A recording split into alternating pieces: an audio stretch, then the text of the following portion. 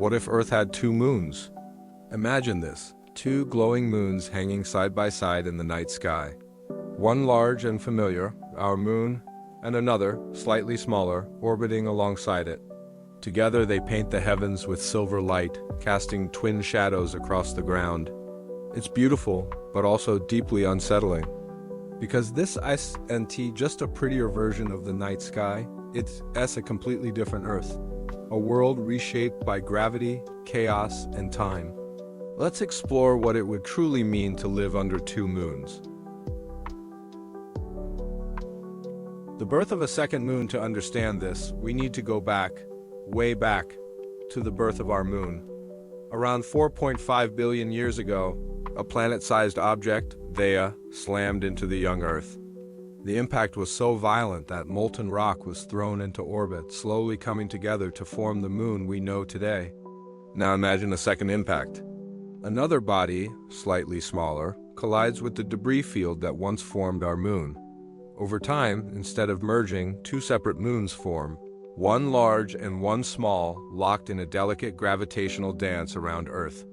Scientists have speculated this two-moon Earth could have existed briefly in ancient times before the moons collided and merged. But what if they hadn't? What if both remained? From the very beginning, everything would be different. The tides would rise and fall not once, but twice in complex overlapping rhythms. Some days, both moons would align, creating catastrophic supertides that could swallow entire coastlines. Other times, their pull would cancel each other out, leaving eerily calm seas. Humanity's relationship with the ocean, trade, fishing, even coastal living, might never have developed the same way. The second moon would not only change the sea, it would change time. Our moon is responsible for stabilizing Earth's axial tilt, the invisible balance that keeps our climate steady. With another moon pulling at it, Earth might wobble more wildly over thousands of years. Imagine summers where the poles bake and winters that freeze the equator. Civilizations might rise and fall not because of war, but because of unpredictable seasons. The sky of two lights? Now picture life under that sky. Children growing up would never know a single moon.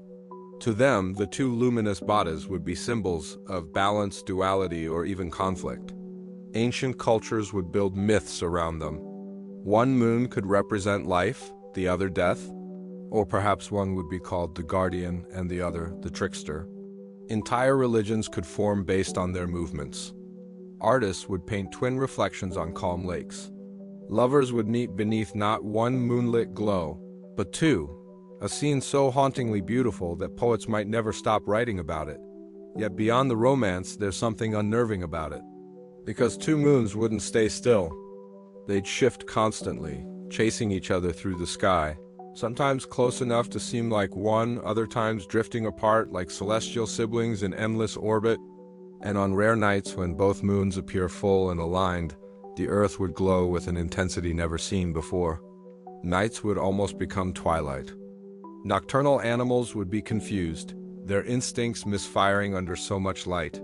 Birds might migrate at the wrong times, predators might lose their hunting edge, and sleep for humans could become restless and strange. Over centuries, evolution would adapt. Humans might develop thicker eyelids or a natural resistance to insomnia. Night itself, the ancient domain of dreams and danger, would be forever transformed. The power of two tides, two moons mean two gravitational forces constantly tugging at Earth's oceans. On some days, their pulls might combine to create tides high enough to flood cities. Other times they'd oppose each other, leading to abnormally calm waters. The patterns would be chaotic, unpredictable. For coastal civilizations, this would be both a curse and a gift.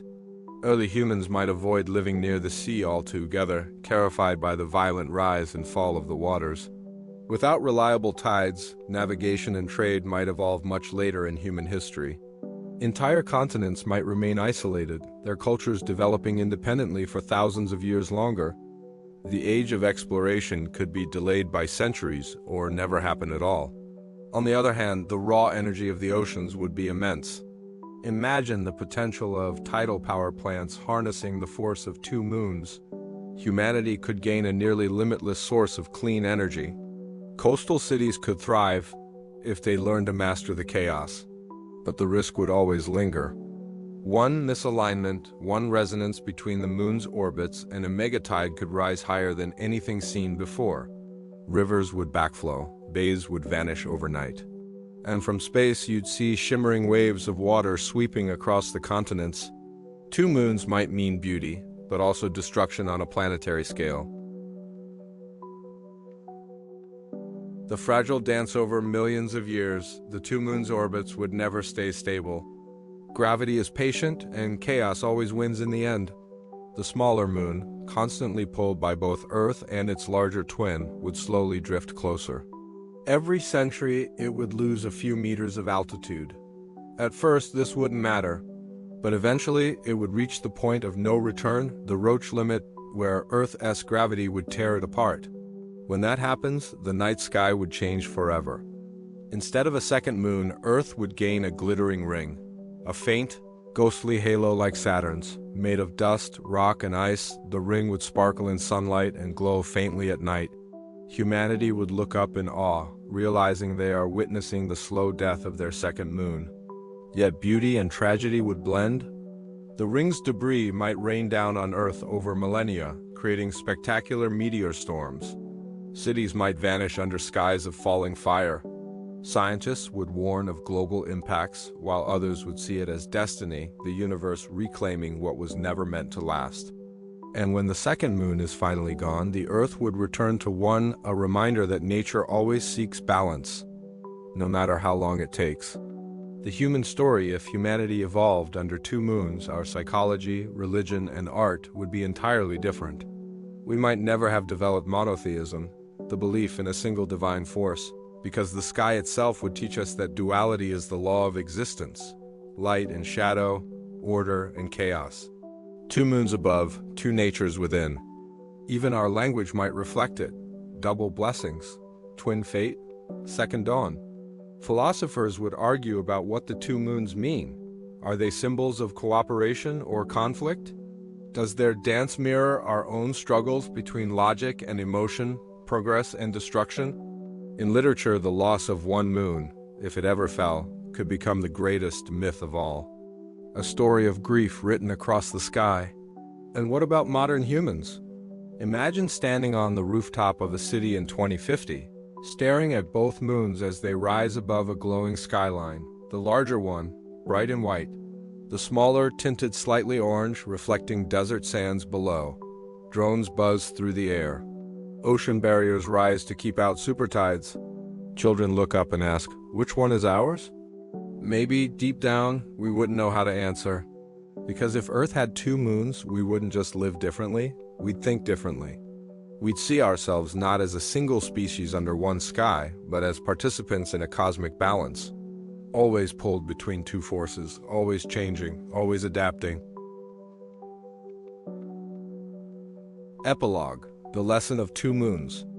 The idea of two moons isn't just fantasy, it's a mirror. It reminds us how fragile the balance of life truly is. One extra moon could change the tides, the seasons, even the way we dream. It shows how much of our world depends on delicate forces we take for granted. One moon keeps our climate stable. One moon controls our tides. One moon guards the rhythm of our planet's heartbeat. So next time you look up at the night sky, imagine what it might have been: two lights instead of one. Two guardians are watching over us, two silent witnesses to everything humanity has ever done. And maybe, just maybe, you'll realize how lucky we are that we live under one. The science of survival under two moons. In the age of technology, humanity has always looked upward, at the stars, at the moon, at the great beyond. But if Earth had two moons, science would have taken a very different path. Astronomy would have begun earlier, driven by curiosity and confusion. Ancient civilizations would not only track the rise of one moon, but the mysterious patterns of two. The calendar would have evolved to fit their irregular rhythms. Farmers would measure time not in weeks or months, but in phases, when the first moon waxed and the second waned. Navigation too would change. Mariners might follow the path of the brighter moon for eastward travel and the smaller one for west. The sky would become a living map.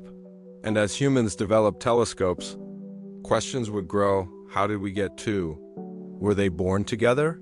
Or did one come from beyond our world? By the time the space race began, humanity's fascination would be doubled. The dream wouldn't just be a man on the moon, it would be a man between the moons. Scientists would plan dual missions to study both, compare their surfaces, and understand how two celestial neighbors shaped our evolution. But exploration would come at a price. The gravitational pull between the two moons would make rocket launches more complex. Orbits would be unstable. Satellite communication would constantly shift due to their tug-of-war in the sky. Weather prediction would be harder, the tides influencing atmospheric pressure in unpredictable ways. Still, humanity would adapt. We always do. Engineers would design new systems that compensate for the moon's interference. Astronauts would train to navigate their dual gravity fields. And when humans finally build lunar bases, there would be two twin colonies, each circling Earth like glowing beacons of progress. One moon would hold solar farms and research outposts. The other might be a mining hub, drilling deep into its crust to extract rare minerals. But deep beneath this progress, something darker would stir: competition.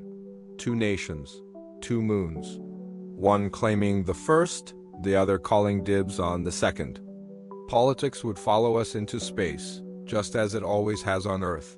And somewhere in the quiet darkness between them, you'd see both moons rising together over the blue curve of our planet, a reminder of how much we'd changed, and how much we'd risk to understand what's above us.